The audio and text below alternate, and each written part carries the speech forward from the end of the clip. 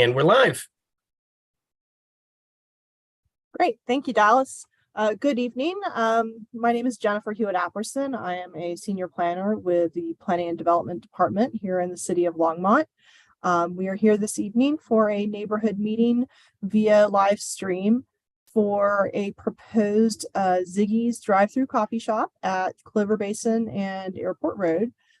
This particular project, if I can have my presentation, that'd be awesome. Great, thank you so much. So with us this evening, we do have Brandon Knudsen from the Ziggi's group. We have Chad August from MAH Architectural Group, and we have Mike Rocha from SM Rocha LLC, who is the transportation engineer working on this project. Next slide. In terms of our agenda this evening, I'm going to give a quick overview of the proposal, the zoning district, the process from the city's end. Then I will turn it over to the applicant team to really get into the details of what they're proposing in terms of the proposed project. At that point, we will have time for public comment. If you've participated in any of the city's live stream neighborhood meetings or city council or planning and zoning commission meetings, when we were still all doing virtual meetings, it's a similar process where we'll have a slide up that gives you a phone number to call into, meeting code, etc., and we'll get you in the queue. So we'll take a 5-minute break for folks to get into the call-in queue. And there we will have 3 minutes per caller to ask questions or make comments on the project.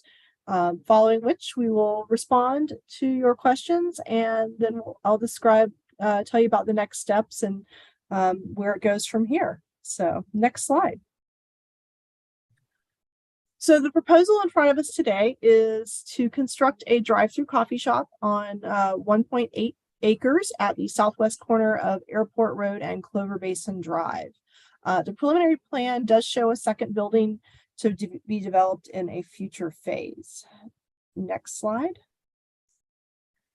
So just in terms of the location and the zoning, the area in red is the proposed site. This particular parcel and the other parcels to the south fronting on Airport Road are zoned mixed use neighborhood. Adjacent on the west is residential multifamily, and in the vicinity, there is a residential mixed neighborhood as well as some single family on the opposite side of Airport Road. In this particular case, because a drive-through is being proposed, the application will be required to go through the approval process for a conditional use. Next slide. So in terms of our process, the applicant held there was a pre-application meeting held back in June. Tonight we do have our neighborhood meeting. There is now following our neighborhood meeting, they will make a formal application for a conditional use site plan. As I noted, the drive-through component of this particular application or this proposal does require approval as a conditional use. What that means is ultimately it does require approval by the Planning and Zoning Commission. So once staff has completed its review of the project and is satisfied that all of our city standards and requirements are met or being addressed appropriately, we would then make a recommendation to the Planning and Zoning Commission, who would hold a public hearing, and there would be additional opportunity for neighborhood and community and public comment at that public hearing. Next slide. So again, as I noted, I got a little ahead of myself. So like I said, this is a conditional use. Staff will review this application once it's submitted. And ultimately, no building permits, no dirt will turn until this conditional use is approved by the Planning and Zoning Commission. In terms of how long that takes, it really varies from project to project. But at a minimum, we would probably be looking at public hearings sometime probably in the spring, depending on when we receive an application for review. So next slide. So just as a note, The mixed use neighborhood district is just that. It's a mixed use district. It's intended to provide a mix of residential and moderate scale, non-residential and activities to serve surrounding neighborhoods. So you're not going to see large shopping centers here. You're not going to see huge office parks. You're going to see small scale commercial. You're going to see maybe some smaller office uses. Again, some restaurants, some small retail, etc. And again, if it's a little more intense for the case of mixed use neighborhood, a standard restaurant that does not have a drive-through would be a permissible use by right, but a drive-through requires that additional level of review to ensure that any potential impacts are addressed. So next slide. So I have heard received a few emails and calls from members of the community regarding this, and the two key issues as far as categories have been concerns about traffic and concerns about possible noise. So the applicant team does have their traffic engineer on hand. They're going to talk a little bit about the traffic study process and what they're looking at and what the potential impacts could be. And also some additional details of the particular proposal. So next slide. And with that, I'm going to turn it over to the applicant team. Great, thank you, Jennifer. This is Chad. My name is Chad August. I'm an architect with MAH Architectural Group. I represent Ziggi's Coffee on this project and had done the planning and process development for this project on their behalf. Representatives from Ziggi's are also on this to speak to it, but I'll present the initial proposal here. Dallas, if we could start our presentation. Thank you. So, as you can see from this, the proposed building is a cafe style building with a drive-through. It's wood framed and clad predominantly in synthetic stucco and finished with a stone wainscot. There are shading elements, which are tube steel and has with metal roofing on it. Has building parapet walls that will extend up above the building roof to help screen any rooftop of mechanical equipment from visibility. All of the exterior materials have been selected for consistency, both with buildings in and around our area and also with Ziggi's Coffee corporate standards. Next slide, please. This is from this building study where just running through what the proposed land use will be. As Jennifer noted, it's 1.82 acres. We plan on developing the Ziggi's Coffee at this time with the future adjacent retail building somewhere down the future under a separate application. The Ziggi's building itself is 1,865 square feet, 22.5 feet tall, single story building.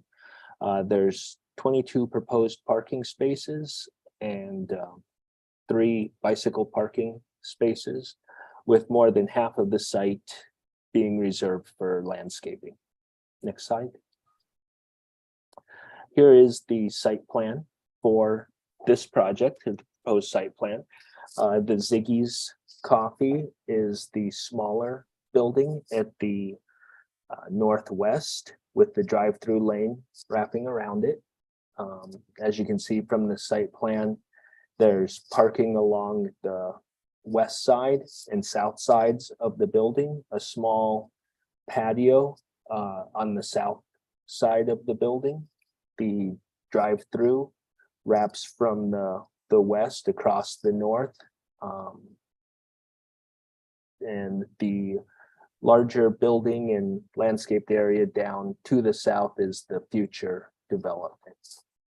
Next slide.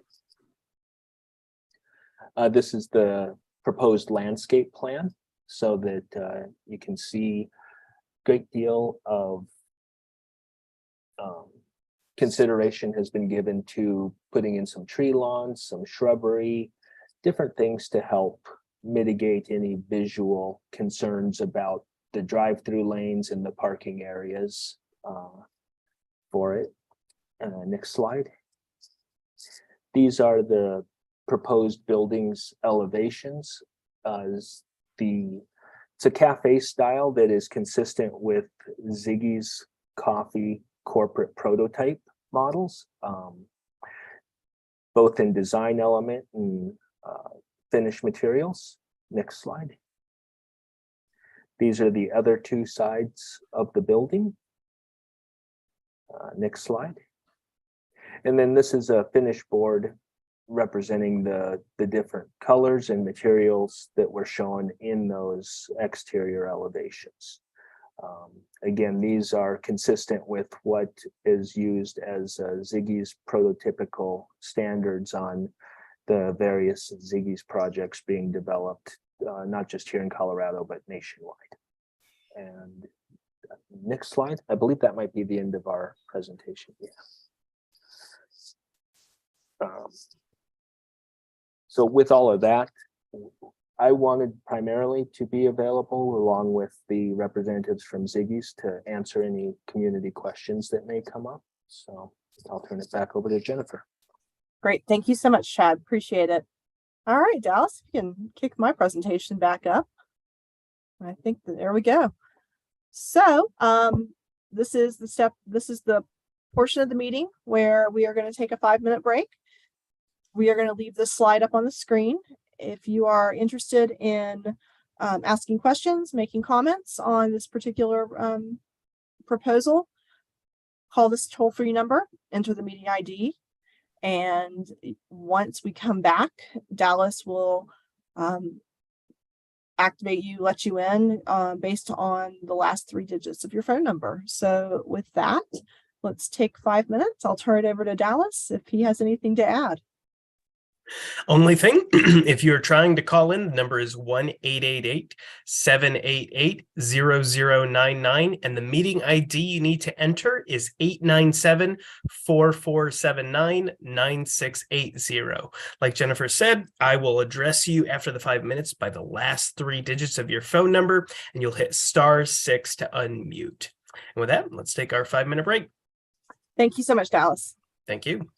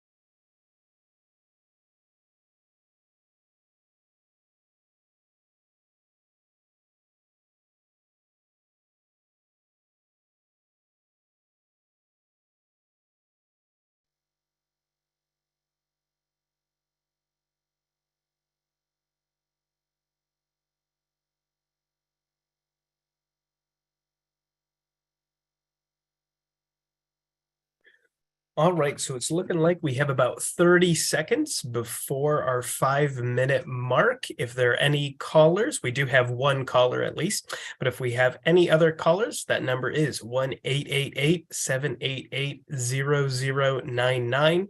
And the meeting ID again is 897-4479-9680. We've got about 10 seconds left, and then we'll come back.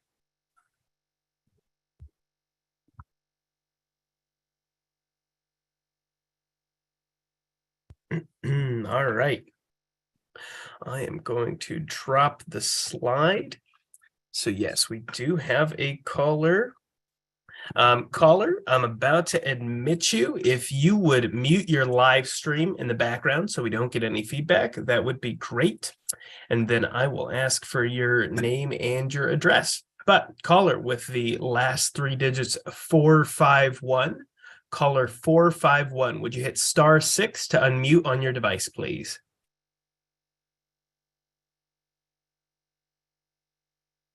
Hello. Hello. Hey there. Could you state your name and your address for the record, please? Yes, this is Leonard DeMoss, 3764 Florentine Circle, Longmont. Thank you. And you have 3 minutes. Well, my question is, where does this drive-through exit? Does it exit onto Clover Basin or Airport Road? If it exits onto Clover Basin, it's going to be chaos because I can envision people in the morning going to get coffee, driving through, and then exiting onto Clover Basin, and they won't be able to get out because in the morning, people take their kids and drop them off at the 4 schools just down the street off Clover Basin.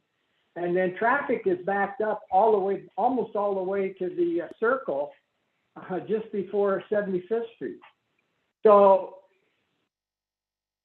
to me, putting a coffee shop on a corner of Airport Road and Clover Basin, where we have had, ever since all the apartments went over there 4 or 5 years ago, traffic has just been, I mean, people getting out in the morning to turn left off Florentine Court, you can't get out. You have to either go through the one of the other HOAs north of north of us to get out onto Airport Road and then circle around wherever you're going to go. It's really bad out here early in the morning or even in the evening because there's so much traffic coming on 119. So people get off 119 in the morning and they go down 63rd Street to 75th to Clover Basin and use it as a cut through to get to Hover. So I can envision this being just, adding further traffic, pollution, everything else that goes with it. And we've got, less than a mile, there's a coffee shop at the corner of Nelson. You've got Starbucks down less than a mile away on Hover. And then you got the Brewers Market less than half a mile away. Why there's another coffee shop need out in this area of Southwest Longmont is beyond me. Great, thank you so much. Okay.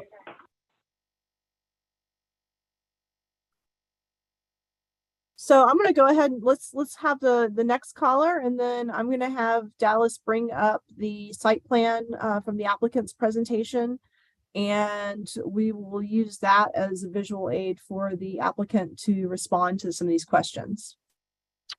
Sure thing. So we're going to go on to our second caller. Caller with the last 3 digits, 121. Caller 121. If you would hit *6 to unmute on your device. Hey there. Hello. Would you mind stating your name Hello? and address for the record, please? Can you hear us? Yeah, Greg, I'm on Florentine Circle, not far from the plan location. The question I have is, it looks from what your plans were showing that you're having both a drive-through building and a restaurant sit-down building. Am I correct? Chad, if you'd like to answer that one. The drive-through and cafe is a single building. the secondary building on the site is a future retail building. So no, there's just a single building that has both drive-through and cafe feature in it. Okay. Okay. Would you define what you mean by cafe? That doesn't look like it's big enough for people to walk in and sit down at a table.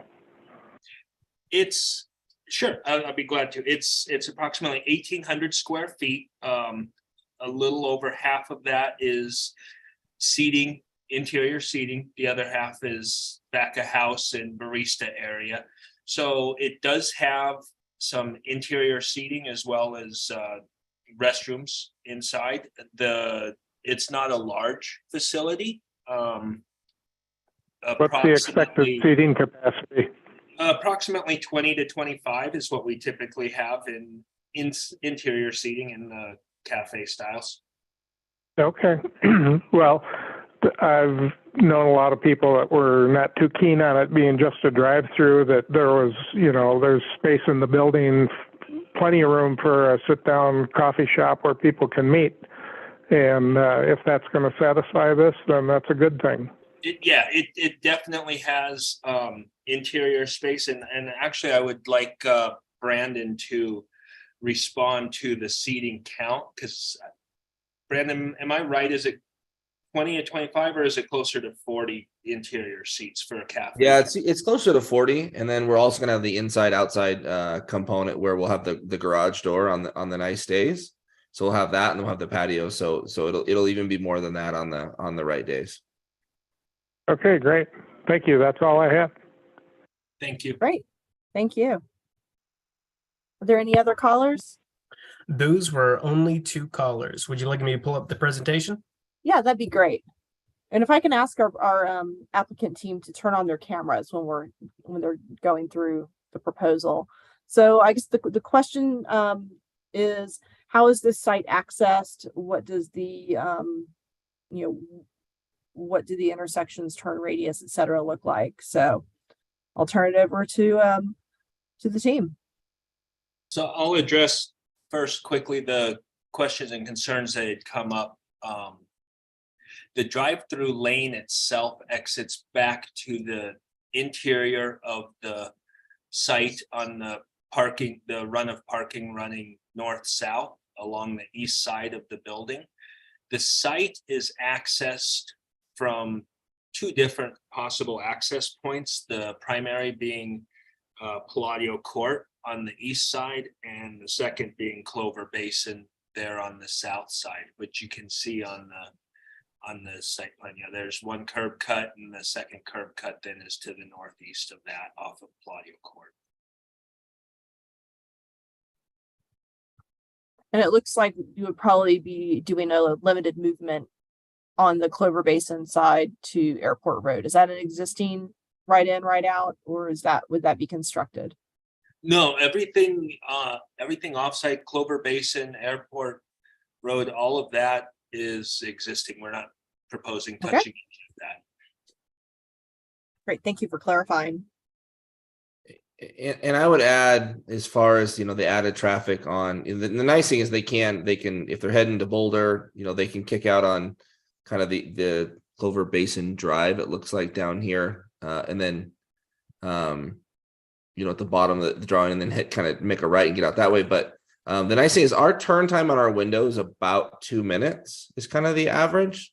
I would love for it to be faster, but that's kind of what it's been. We're working on that. So it's really staggered. So you're not going to see cars pouring out of our drive-through. It's going to be very staggered, one at a time, minute and a half, 2 minutes, maybe even longer, coming out of there and just slowly feeding into what could be that school traffic right there. But you're just not going to see a stack of cars leaving our space. Caller 451, if you had a follow-up question, because I see you're still here, you can hit *9 on your device, and that'll raise your hand and I can unmute you again. But if not, then we can I'll stop this.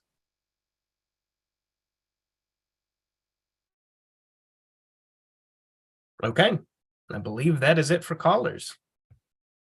And if I may too, I would like to add some additional information and basically concurrence with what was presented from Brandon, the operator for Ziggy's. Good evening, everyone. My name is Mike Rocha. I'm with SM Rocha LLC. We are traffic engineering consultants located at 8703 Yates Drive, Suite 210, Westminster, Colorado. And yes, as mentioned, I do concur with the frequency of cars, particularly in the peak hour morning, being very minimal, exiting out onto either Clover Basin Drive or Airport Road.